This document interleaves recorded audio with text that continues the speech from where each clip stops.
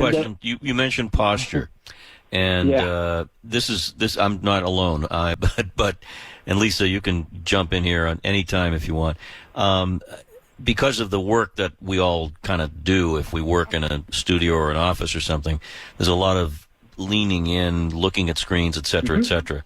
And I'm working through this posture issue where I'm not slumped, but I sort of have that turtle thing happening where I'm extending my neck, and when I push my neck back and roll my shoulders back, it doesn't feel natural, of course, because I've been so conditioned to do it this other way. What advice do you have for people who want to correct their posture?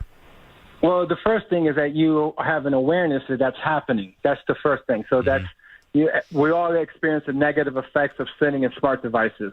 Some people it's more exacerbated. But once you identify it, that's part one. The second thing is, like, if you are working out, let's just pretend, or doing any activity, we want to do less of what's going to promote that position. Right. And we want to do more of what's going to pull us back. So I go back to the posterior chain.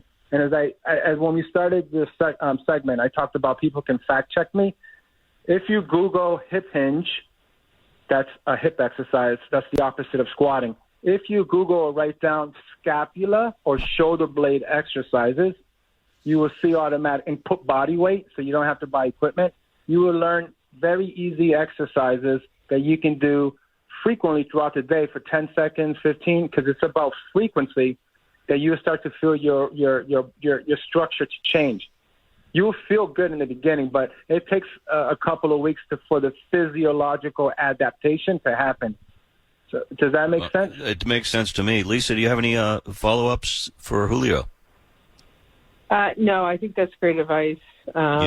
You're too far away from me for a personal trainer, but I think you're on spot. Well, thank you so much for the call. We appreciate it. What I